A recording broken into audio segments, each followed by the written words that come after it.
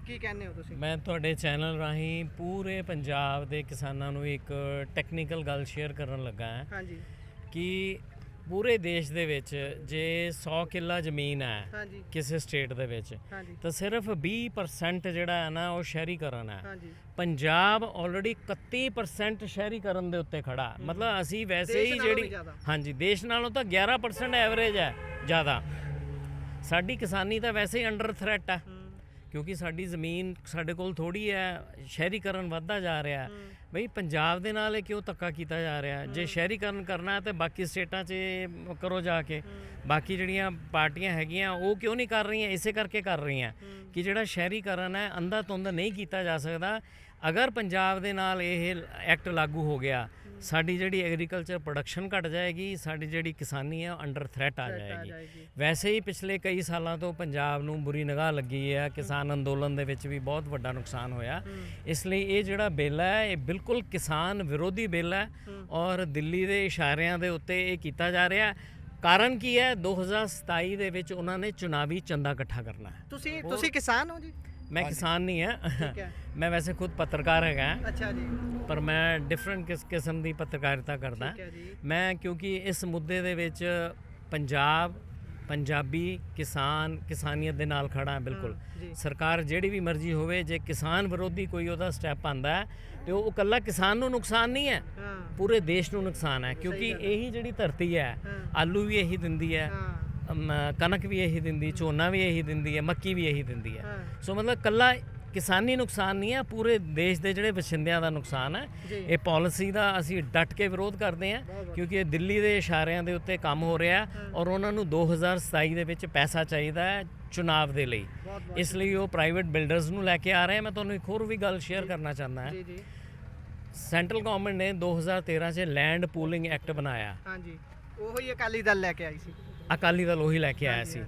ਭਾਜੀ ਸੁਣਨ ਵਾਲੀ ਗੱਲ ਹੈ, ਇਸ ਸਰਕਾਰ ਨੇ ਚੁੱਪ ਚਪੀਤੇ ਹਾਂਜੀ ਉਹ ਲੈਂਡ ਪੂਲਿੰਗ ਐਕਟ ਨੂੰ ਪਿੱਛੇ ਸਿੱਟ ਦਿੱਤਾ ਤੇ ਪੰਜਾਬ ਲੈਂਡ ਪੂਲਿੰਗ ਐਕਟ 1993 ਲਾਗੂ ਕਰ ਦਿੱਤਾ, ਜਿਹਦੇ ਵਿੱਚ ਇਹ ਹੈ ਕਿ ਕੋਈ ਬੰਦਾ ਸਰਕਾਰ ਨੂੰ ਕੁਐਸਚਨ ਨਹੀਂ ਕਰ ਸਕਦਾ। ਸਹੀ ਗੱਲ। ਨੰਬਰ 2 ਜਿਹੜੀ ਕਮੇਟੀ ਬਣਦੀ ਹੈ, ਇਹ ਲੈਂਡ ਪੂਲਿੰਗ ਐਕੁਜੀਸ਼ਨ ਦੀ ਕਮੇਟੀ ਬਣਦੀ ਹੈ, ਉਹ 'ਚ ਮੁੱਖ ਮੰਤਰੀ ਸਟੇਟ ਦਾ, ਹਲਕੇ ਦਾ MLA, ਚੀਫ ਸੈਕਟਰੀ ਔਰ ਇੱਕ ਸਰਪੰਚ ਹੁੰਦਾ ਹੈ।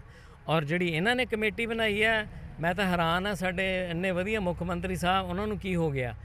ਇੱਕ ਸਾਡਾ ਚੀਫ ਸੈਕਟਰੀ ਹੈ। ਇਹ ਅਧਿਕਾਰ ਚੀਫ ਸੈਕਟਰੀ ਤੋਂ ਚਲੇ ਗਏ ਨਾ, ਹੁਣ ਮੁੱਖ ਮੰਤਰੀ ਨਹੀਂ, ਸਾਹਿਬ ਨੇ ਆਪ ਵਿਧਾਨ ਸਭਾ ਉਹਦੇ ਮੀਟਿੰਗ ਦੇ ਸਰ ਵਿੱਚ ਮੈਂ ਤੁਹਾਡੇ ਚੈਨਲ ਰਾਹੀਂ ਇਹੀ ਦੱਸਣਾ ਚਾਹੁੰਦਾ ਹੈ ਕਿ ਮੁੱਖ ਮੰਤਰੀ ਇਲੈਕਟਿਡ ਨੁਮਾਇੰਦਾ ਹੈ। ਮੁੱਖ ਮੰਤਰੀ ਪੇਨ ਨੂੰ ਜ਼ਿਆਦਾ ਸਮਝਦਾ ਹੈ, ਚੀਫ ਸੈਕਟਰੀ ਨੂੰ ਇੰਨਾ ਕੁਝ ਗਿਆਨ ਨਹੀਂ ਹੈ ਕਿਉਂਕਿ ਉਹ ਤਾਂ ਜ਼ਮੀਨੀ ਆਦਮੀ ਹੈ। ਮੁੱਖ ਮੰਤਰੀ ਤਾਂ ਜ਼ਮੀਨ ਤੋਂ ਉੱਠਿਆ ਹੈ, ਚੀਫ ਸੈਕਟਰੀ ਪੇਪਰ ਦੇ ਕੇ ਪਾਸ ਹੋ ਕੇ ਲੱਗਾ ਹੈ।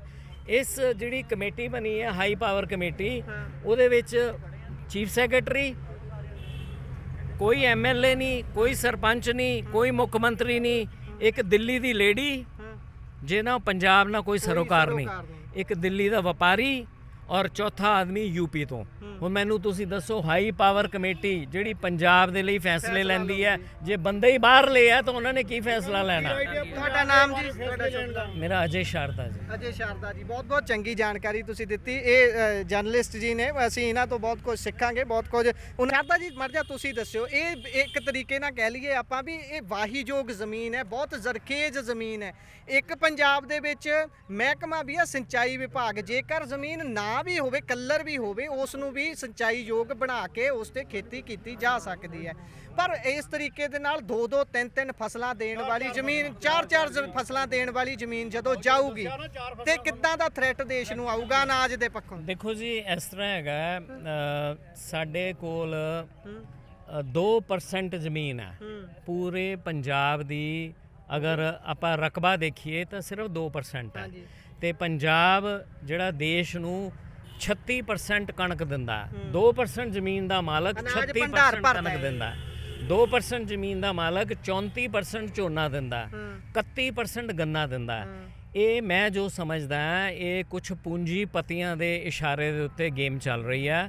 ਤੁਸੀਂ ਇਹਨਾਂ ਨੂੰ ਸਵਾਲ ਪੁੱਛਿਆ, ਕਿਸਾਨ ਪੜ੍ਹਿਆ ਲਿਖਿਆ ਨਹੀਂ ਹੈ, ਪਰ ਕਿਸਾਨ ਦੀ ਜਿਹੜੀ ਨੌਲੇਜ ਹੈ ਉਹ ਇੱਕ ਪੜ੍ਹੇ ਲਿਖੇ ਨਾਲੋਂ ਬਹੁਤ ਜ਼ਿਆਦਾ ਹੈ। ਤਜਰਬਿਆਂ ਦੇ ਆਧਾਰ ਤੇ ਸਾਡਾ ਜਿਹੜਾ ਦੇਸ਼ ਹੈ ਉਹ ਕ੍ਰਿਸ਼ੀ ਪ੍ਰਧਾਨ ਦੇਸ਼ ਹੈ। ਇਹ ਲਾਗੂ ਕਰਕੇ ਦੇਖਣ ਤਾਂ ਕਿਉਂ ਨਹੀਂ ਬੀਜੇਪੀ ਨੇ ਇਦਾਂ ਦੇ ਲਾਗੂ ਕੀਤੇ? ਉਹਨਾਂ ਨੂੰ ਪਤਾ ਇਹ ਅੱਗ ਹੈ, ਬਲਦੀ ਅੱਗ ਹੈ। ਹੱਥ ਨਹੀਂ ਪਾਉਣਾ ਚਾਹੁੰਦੇ। ਇਹ ਇਸ ਕਰਕੇ ਕਰ ਰਹੇ ਹੈ ਕਿਉਂਕਿ ਦਿੱਲੀ ਵਾਲਿਆਂ ਦੀ ਜਵਾਬਦੇਹੀ ਨਹੀਂ ਹੈ। ਜੀ ਸ਼ੁਕਰੀਆ। ਦਿੱਲੀ ਵਾਲਿਆਂ ਦੀ ਕੋਈ ਜਵਾਬਦੇਹੀ ਨਹੀਂ ਹੈ। ਉਹ ਜਿਤਨਾ ਹਾਰਨਾ ਉਹ ਹੋ ਚੁੱਕਾ ਉੱਥੇ। ਜੀ ਜੀ ਹੁਣ ਜਵਾਬਦੇਹੀ ਹੈ ਸਾਡੇ ਮੁੱਖ ਮੰਤਰੀ ਸਾਹਿਬ ਦੀ। ਜੀ 4 दिन की चांदनी फिर अंधेरी रात। ਜੀ ਲੋਕਾਂ ਨੇ ਤਾਜ ਪਹਿਨਾਇਆ ਹੈ ਔਰ ਲੋਕ ਹੀ ਜਾਣਦੇ ਆ ਕਿ ਕਿੱਦਾਂ ਤਾਜ ਲਾਇਆ ਜਾਂਦਾ ਹੈ। ਬਹੁਤ ਧੰਨਵਾਦ। ਸੋ ਅੰਤ ਦੇ ਵਿੱਚ ਇੱਕ ਵਾਰੀ ਮਤੇ ਦੇ ਰੂਪ ਚ ਤੁਸੀਂ ਸਾਰੇ ਇੱਕੋ ਵਾਰੀ ਚ ਦੱਸ ਦਿਓ ਜ਼ਮੀਨ ਦੇਣੀ ਹੈ ਕਿ ਨਹੀਂ? ਨਹੀਂ ਕਿਸੇ ਨੇ ਜ਼ਮੀਨ ਨਹੀਂ ਦੇਣੀ। ਕਰੋੜਪਤੀ ਬਣਨਾ ਹੈ ਜਾਂ ਨਹੀਂ?